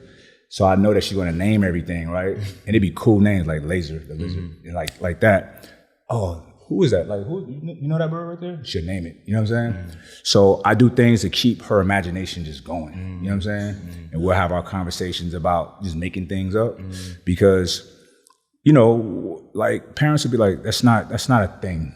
That's not real. Yeah. Stop doing that. Right. When she was little, right on the wall, I didn't care. Let's go for it. When we go out to walk, grab the thorns, feel it. She's a scientist. I'm not gonna tell her no on nothing. I'm watching though, you know what I'm saying? So we always like, nope, stop, don't do, no. That's bullshit. So what I did with her, she was like, all that energy, I like applying my mind for it. I'm like, I'm gonna wear her out. Yeah. I'm not gonna make her come in because I'm tired. We're gonna stay out. Yeah. And that's how it is to this day. I wake her ass up in the morning because I get up early and she get up early. I like, sometimes she was up a little late because it's summer. I was like, get up. You wanna go for a walk? She'd be so tired. She's like, let's go. You know what I'm saying? These are the things that we gotta nurture in our kids, like, you know, and so they can be like, my children are very like confident. I wasn't as confident as a kid because my mom was mean and shut up. You know what I'm saying? I don't do none of that shit. I don't yell at my children. Never hit them in my life. I gotta put this out there too. If you hit your wife, you go to jail. You should go to jail if you hit your kid too. It's a person. Like, why would you hit a person because you're upset? Because you're not communicating properly to them to where they understand and doing what you want them to do. So it's like, I thought about it when I was a kid. Like, I remember I was getting a whooping one time. I got fucked up, right? I'm like, damn, she's mad. Like, I could tell she was mad. I'm like, that's not right. You know what I'm saying? So I never wanted to be like that with my children, for one. For two, you know, I know history, and this is a tradition from slavery. White people don't do this. That shit that was the light bulb. Like, it came from slavery. It came directly from slavery. It came from slavery. Like, where the hell did you get that? And belts it's like, and whips. It's a new wave of like parents right now that don't want to hit their kids because they shouldn't. Yeah, that shit is in the past. Like, you can discipline them in other ways. I don't got kids. The psychological shit is way more efficient. Yeah. So, and here's another thing. If you beat your kids, you're teaching them to resolve conflict with violence. Yeah. You beating your little girl, she gonna let somebody beat her ass. Like, bro, it blows my mind when girls be like, oh, they got hit. I'm like, okay. Then the second time, I'm like, what? I feel like if I yell at you, it's a wrap. Right. You know what I'm saying? Like, I'm not even gonna yell at you. So they'll go through years of getting their heads beat in, and they be pretty. You know what I'm saying? It's like, but that shit probably start at home. You getting beat. This is like, don't get mad now, my nigga. Like, you hit your daughter. Yeah. Y'all whooping her. So what the fuck? You know what I'm saying? I guess everybody that used to get beat while they was a kid, like, they understood, like, this shit not right. It's not right. It ain't right at all. It's not right. It's my kid. Like, no, it's not your. You don't own a. All right, you're responsible for them, but this is not responsible behavior, motherfucker. Go hit your boss. Go hit your boss. What I get from you though, like, bro, like, it seemed like you really enjoy being a dad. And I used to be, before like this pregnancy thing, I used to think that I was like being a man by like not having a child. Like, okay, look, I'm single and I got no kids. But bro, the purpose of life is to recreate. Yeah. And the moment that I found out she was pregnant, I was like, yo, I love this feeling, bro. Like, I'm about to have That's dope. Seed, I love that for you, bro. Like, that's I'm about dope. to see somebody I could pour into and really, and unconditionally. Like, it's gonna be like the love of my life. Bro, it's the best shit in the world, bro. Man. I didn't have love in me until I had a kid. I was not that guy. That's the reason why I want to have a kid too. Honestly, I want to have unconditional love. I want somebody to love me like to the deathbed. Yeah, but I do have a realistic approach though. I know that there's gonna be a point to where they're gonna not want to fuck with me because they're doing their thing. Yeah, for sure. I'm ready for it. Yeah. And I say that because like my pops is like that. Like he don't outlived all his homies. And he like, what's up, man? And I'm here for it. That's my guy. That's my best friend. But it's like, Pop, I don't want to go. You know what I'm saying? Like, so, you know, he used to get mad at me like, I don't answer the phone. I'm like, Pop, like, text me first. Like, I was in a meeting. You know what I'm saying? So I'm going to let them do them when it's that time. You know what I mean? But our relationship's so different, though. It's so tight. So, you have 3 kids. How many mothers? 2. 2. Mm-hmm. And like, how's the relationship? Do you have the kids or you? Yeah, my no. Yeah. My son lives with me. All right, 3 kids. Elijah's 17, Kai is 16. Same mother. She lives with her mother though. Mm-hmm. All right, so Elijah lives with me, and then my 8-year-old, she lives with me, and her mother lives with me too. But we're not together. But that's my best friend. You know what I'm saying? That's family. And not together, but live together. And ain't nobody changing that. You know what I'm saying? Yeah. Listen, look. I salute that. All right, so I was a young father. So we weren't aligned romantically. So I still want to make this the best situation possible for my daughter. And we got it. We worked it out. How do you explain that to someone that you just meeting? Like, cause you know, like, niggas will say anything. We not together, but she live with me type shit. And when women hear it, like, nigga. How do you explain that, like, meeting someone? Like, yo, listen. I just tell them straight up, like, this is what it is. This is my dog. She ain't going nowhere. This is my family. I love Maya to death. You know what I'm saying? She's a awesome mother. You know what I'm saying? And look, my thing be this. I am never at ease until I know everybody's in bed at home. You know what I'm saying? I know where everybody's at. You feel me? Mm-hmm. So having her at the crib and, you know, it's just perfect, bro. And my job as a man is to create a safe space for her to thrive as a mother. Mm-hmm. You feel me? So even with my son's mother, I got him at age 12. I still gave her money every month just to help her out, still be a good mom to my daughter, my other daughter, right? I gave her money for him too, and he's with me. You know what I'm saying? Just to keep it peace, creating as much of a loving environment as possible. You know what I'm saying? Like I remember I went to their crib one time and sat down with her and her husband. I was like, look, because they got 2 kids. I said, as far as I see it, we all family. You know what I'm saying? So all that weird shit, like, I'm not participating in no argument, none of that shit. You know what I'm saying? So we have some common interests here, and it ain't about us no more, it's about them. So once again, I'm God in my universe. I create my reality. I'm not gonna just let the shit be drama and shit like that. There's no reason for that. Yo, I looked up to you before, but now I have a different respect for you. You Appreciate that, like bro. the epitome of like a man. You know what I mean? That's what we all are, bro. That's what we here to do. You know what I'm saying? And look, it's so simple. It's what you make it. It's what you make it. It's like the most profound, but the most simple. Simple. I get it. I get it. It's what you make it. You read? I don't. I mean, while I was locked up, I read a lot, and I lost that. I got off track with that, and I just picked up a book like the other day, The Way to a Superior Man. Yeah, that's my shit. I read that like 5 times. Yeah, I gotta finish it, and I feel like, in order for me to like, you know, have this audience, I need knowledge. You know what I'm saying? Facts. I need more knowledge to feed them. I just can't go off of just that's a fact. Life I love what you just said right there, bro. Yeah. Man, I hope people listening. In order to sustain this audience, I need to give them something. So I've always looked at it like that too. Like in fitness, people will be like, they just work out, take their shirt off. I'm like, you think people are just interested in you because of your chest? Right. Like, this is weird. Cause I would tell people like, how to do this, how to do that.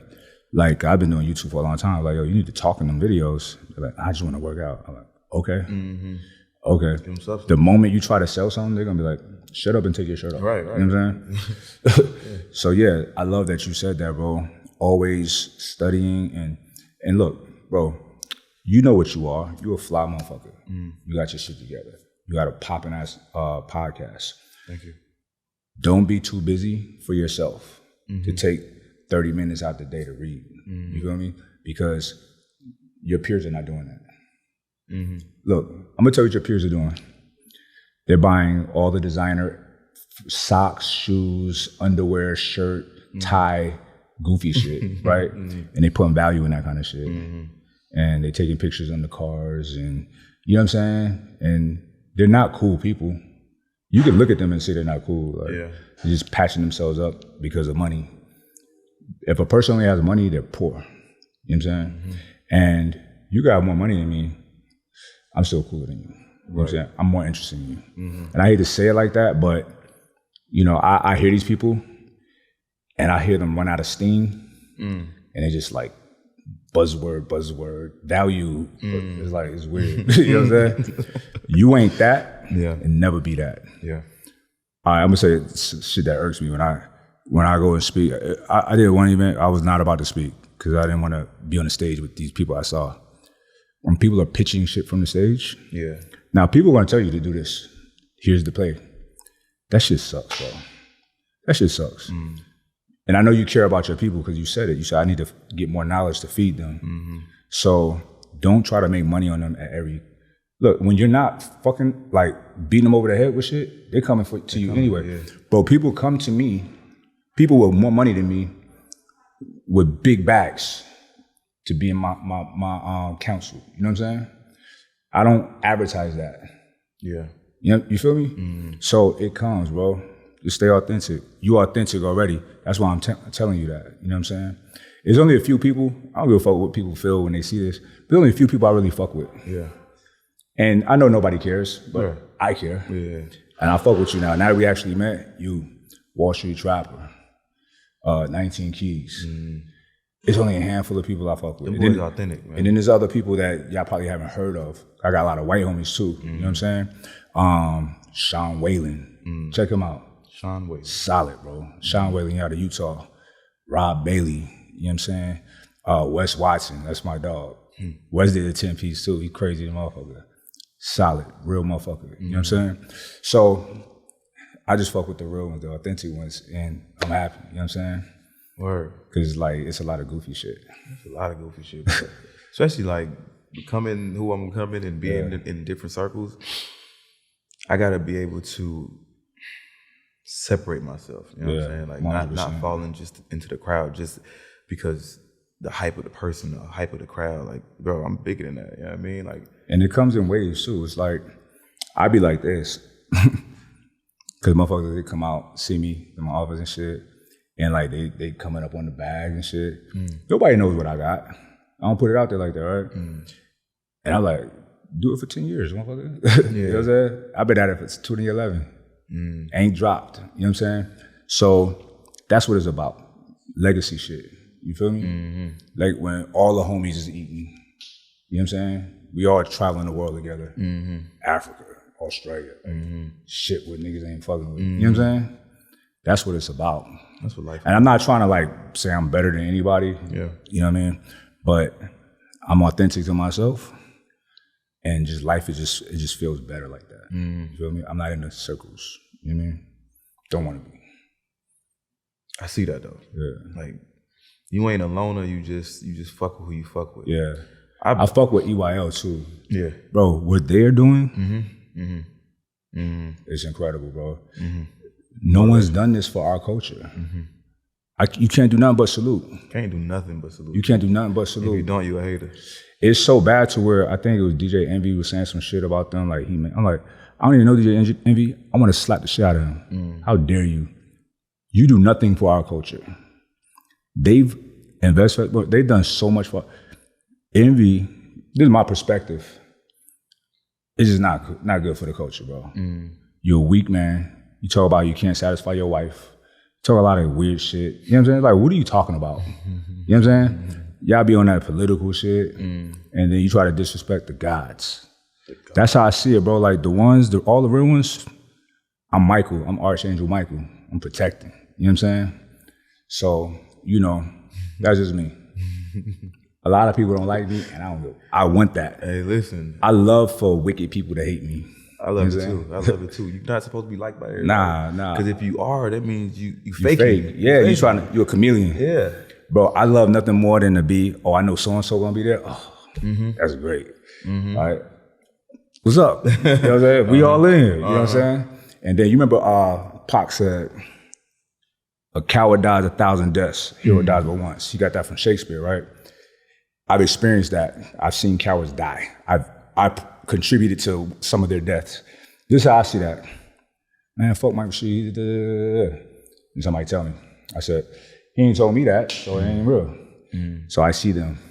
I be like, what's up, bro? And they be like, in front of their people. Yeah. I know they talk shit to their people about me. He just died. You a faggot. You a bitch. It's just vicious. I love doing that shit, bro, because they never say anything. I used to like, to tell you, I had to stop this shit. Like, I hear something, hey, bro, I heard you, I ain't trying to trip, but I heard you say da-da-da-da-da. They get uncomfortable. So I don't even do that. Yeah. If I heard it, they didn't say it to me, it didn't happen. But I go around them, I'm like, that motherfucker, bitch. I be like, yo, how you? Because I had a cat come to me, try to shake my hand on some shit. I was like, nah, bro, we ain't doing that. Ain't no beef, I ain't. Yeah. As you should. Let it be known. Yeah, you know let it be known, bro. Like, And that's the thing, bro. Motherfuckers think that I like confrontation, right? Confrontation don't mean a fight. Let's confront an outstanding issue, so there's no issues. Yeah. Or if it's an issue, we can figure it out, right? People is afraid of that shit. They'd rather act fake in person than address an outstanding issue, which is so bizarre to me. You know what I'm saying? Which is weak. That shit. That's weak. How are you comfortable? Like, what your girlfriend think about you? You know what I'm saying? But no, how do you feel about yourself? How can a man look in the mirror at night and be cool with that shit? Bizarre. I fuck with you, homie. Yeah, I fuck with you. So you did shrooms? Yeah. You ever did LSD? I did LSD, but I didn't do it in the right environment, bro. Was it uncomfortable? I did it in I was about to do a podcast, bro, and I took it. Nah, you can't. I can't. Was that your first time? That was my first time. You tripped bro. out. I was like, why? I was feeling like it was gonna be like shrooms and I could control it, but it's stronger. Dog, it's sharp. It was like on me, bro, and I couldn't. How much did you take? One little tap. Yeah, bro. I want to try it again, bro, just so I can really get the full effect of it and really use it. Because I don't want to just take shrooms and LSD just to. I'm gonna tell you right now, LSD is better. So this is how I compare it. Have you had MDMA, Molly? Yeah. Okay. I like Molly. So acid is that, but it gives you more like, because Molly don't give you no. You don't feel smart. You don't feel none of that. Nothing spiritual. You're just horny and happy, and confident. Yeah. Right. But LSD gives you a degree of that euphoria, but a lot of like thinking, a lot of like dope thinking and shit, and good moves and shit like that. Now, you're not gonna experience the transformative shit until you take a lot. That's something that you work yourself up to though. Yeah. Because it can make you uncomfortable. Yeah. You know what I'm saying? Yeah. Should I take it by myself? Nah, I wouldn't. I didn't. What about nature? Like, I don't know. I don't like nature, so. You don't? I like the beach. That's about as nature as I like. Damn. I like air conditioning and shit. You know what I'm saying? Like, I'm not the nature. I'm not going to the woods and shit like that. If I go to the woods, we need a fucking. Bro, when we went to Haiti, we glamped. I'm like, yo. What's that? Like the luxury camping. Oh, okay. It looked fly, but it's like insects. I don't fuck with that. I'm from the city. Yeah, I got you. Yo, I got trauma from roaches. You know what I'm saying? I do too, my nigga. And rats. Bro, bats. Possum looking ass rats. Nigga. Like, so I don't fuck with that shit. What about DMT? I've had DMT. I got DMT at the crib, but I never blasted off on it. So you know how to blast off? Like, you gotta inhale, hold it like 3 or 4 times, and then you feel like you spent 100 years in like 5 minutes. Damn. But I've never done that. I'll like suck on it, like puff on it on a pen, but I ain't go hard. What feeling do you get from it? It's just like, just relax. And all of them do something similar. They knock off the edge, like the anxiety, knock off fear, like all the negative. It kind of like disables your amygdala. The amygdala is the part of the brain that regulates fear and stress and shit. That's what used to keep us safe, like in the wild, you know what I'm saying? But we are safe, you know what I'm saying? So it kind of shuts that down. But meditation does that too.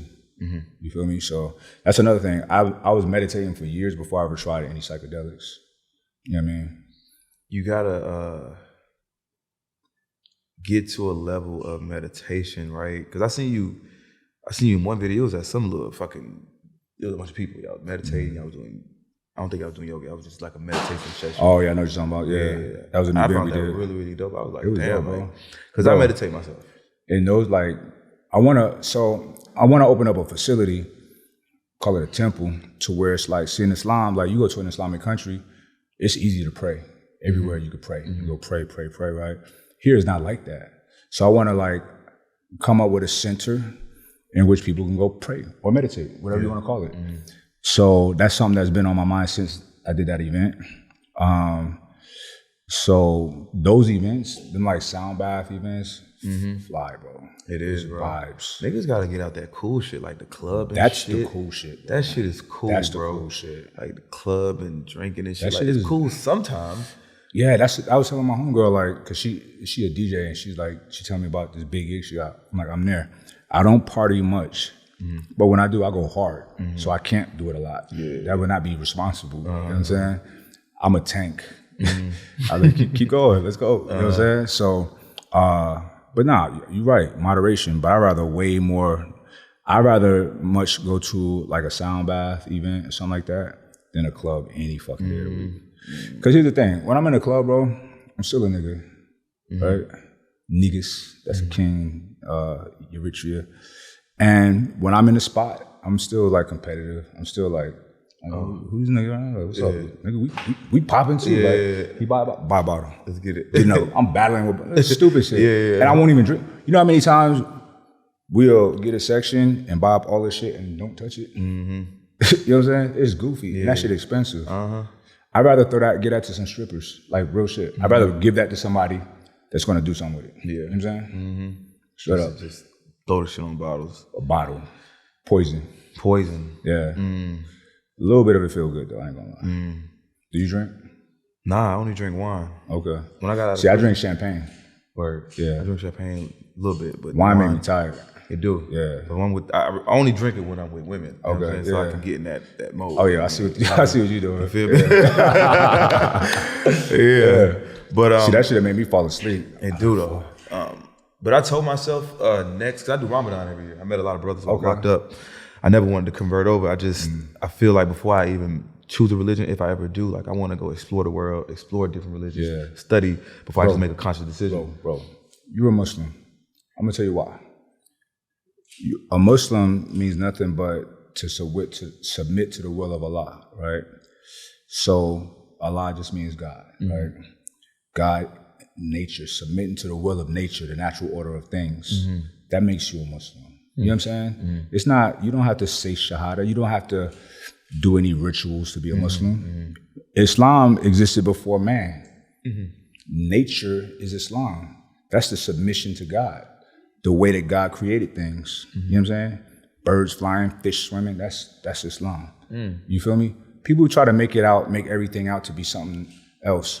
And they do it with nefarious intentions in my estimation, because the way that religion is articulated, it divides people. It makes people just judge people arbitrarily. Like, you know, Jews and Muslims hate each other. They're the same. The Quran, the Torah is like the same. The customs the same. The food the same. Like so many things, similarities. And Christians from back then too. Christianity here is different. This American Christianity is not. The original Christianity. You go to Ethiopia, Eritrea, you see real Christians. You know what I'm saying? This is not it. This is different. And black people, it's like, I could never accept it here because of how they put it on us. Y'all got me fucked up. I hate for the people that just don't think. You know, like all it requires is a little thinking. It's a little thinking. That's it. I mean, you got to question. But they scared though. That's what it is. Because you teach somebody since they're a baby that this mean this. It's going to terrify you. Shit scared me when I was a kid too. Yeah. But and it make you feel like if you even question it, you're going against God. Right. Why would you question what's? And they say like, you just got to have faith. I'm like, why? But I'm thinking about it. Don't make sense. Like, can you explain it to me, motherfucker? Like, this don't make sense. They are like, remember asking, and I'm very delicate with these topics when I'm asking, and I'm asking out of pure ignorance because I want to understand. When I ask certain things, like, what does this mean? And they just make shit up. I'm like, that's not it. Just say, I don't know. You know, I don't know. I say, I don't know. But I do think religion is beautiful because, to an extent, because people are animals and people need rules. Need structure. Yeah. Need structure. And I know really incredible people that are very religious, like Mormons and Muslims. I just don't know real religious Christians that are like awesome. I know they exist. I don't know them. Yeah. But yeah, like I remember my first time going to Utah, I was like, man, I don't want to go to Utah. It's Mormons, I didn't know nothing about Mormons. Bro, these are the nicest people I've ever encountered. So nice. I know there's some racism in their shit, like back in the day and all of that shit, but so what? Everybody's racist to an extent. Yeah. You know what I'm saying? It's very hypocritical how we be like, oh, racist. Oh, okay. Black people racist. We're very racist. Like, we Mexicans, white people. You know what I'm saying? Everybody is, and it's okay. Yeah. It's like we're all tribal. You know, that's normal. But it's what you do with it. You know what I'm saying? But I don't hate any race though. You know what I'm saying? I hate people. You know what I mean? But white people do be on some bullshit though. Man. They be on some bullshit. We can talk about that all day, bro. It's like, bro, why you... I remember it was a bunch of people at my crib one night, and these white girls, they was fucked up, and they was like, y'all are so cool. I don't know why white guys hate y'all so much. I'm like, tell me more. Tell me more. But they hate us. Why wouldn't you hate a motherfucker like us, though? They hate us. Think about Black Code, Jim Crow, right after slavery, right? You ever read the Black Code? You know what Black Code is? So Black Code was like, all right, so when they abolished slavery, like not really, but they said it was illegal. They just had other ways to make you a slave, right? So, and those were like breaking laws. So they came up with all these laws for black men. Yeah. Not women, but black men, called Black Code. Almost every one of them fucking laws was like something to do with a black man and a white woman. A black man cannot compliment a white woman. A black man cannot light a cigarette for a white woman. Black man cannot, bro, it was over the top. So you see what the issue is right there. You feel me? One of the things that they would do to us on the plantations is mutilate our genitalia. Why that? Cut my hand off. Like, why that? Fucking they bitches. That part. Because they like, oh, we fucked up. You know what I'm saying? So it is what it is. I don't have no problem. I couldn't even imagine walking around without it. I wouldn't. I wouldn't. I wouldn't. No. I'm too much of a problem. You had to shoot me. Yo, I couldn't live back then. You had to shoot me. I couldn't live back then. Yeah. No. Listen, I would have either thrived and became a fucking king or been knocked off. Yeah, that's it. You're not gonna fuck me up and I'm still living. I would have been one of the slaves that brought everybody together. We finna riot. We finna take over. Right. You know what I mean? No. I would keep trying. Like, fuck. Like, I remember I was telling T, like my first jail cell I was in, that fucking, I was like, damn, this shit real. Can't get out. So back then, I'm like, fuck that. Like, ain't no bars. I'm up out of this bitch. You know what's crazy? Black people, this is some shit to think about. Black people, when we were in the condition of slavery, we was going for our freedom, like trying to like, think about what freedom was. Like, what are you gonna do? Right. Okay, you're out of here. Now what? Now what? There's no money.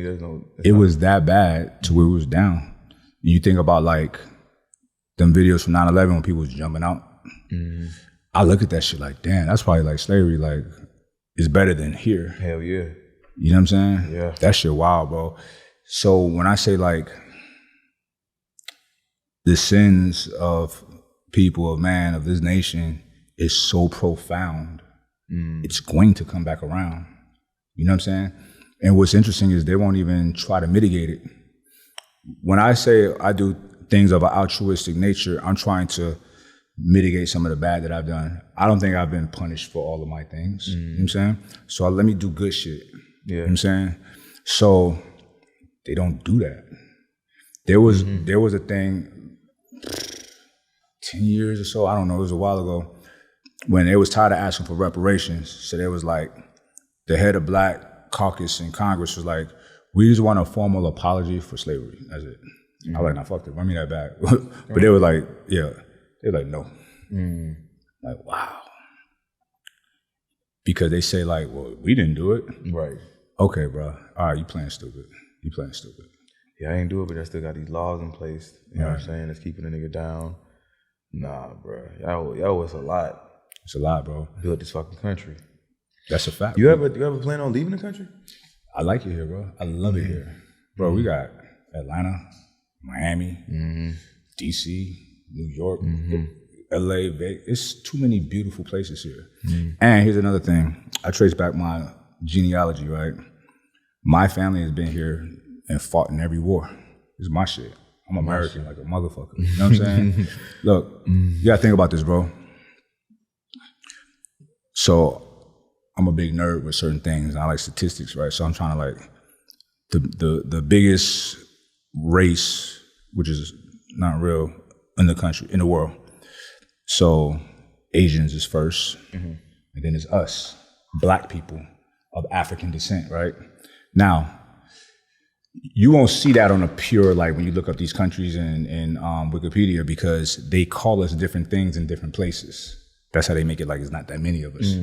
We are far from a minority. Man. White people are minorities. Yes, I believe so that. Now, there's way more Black people in South America than here. I mean, there's barely any of us here, but we tend to live in pockets where it's just Black people, so it seems like it's a lot, but it's not. We're 13-14% of the population here, right? Africa, it's all over the world, right? However, Black people, and no disrespect to none of my brothers and sisters in other places, but only us here are really rising to the capacity that we are, right? Remember Cinderella, she was getting fucked up, treated bad, and she became the Don. That's us, right? We've been treated like shit, put under pressure, and pressure is gonna do two things. It's gonna bust a pipe, or it's gonna produce a diamond. You know what I'm saying? We diamonds, Blacks in America, you know what I'm saying? So we're our own thing. You gotta think, bro. We all came through the Caribbean. The first route was South America, Brazil, Caribbean, then here, right?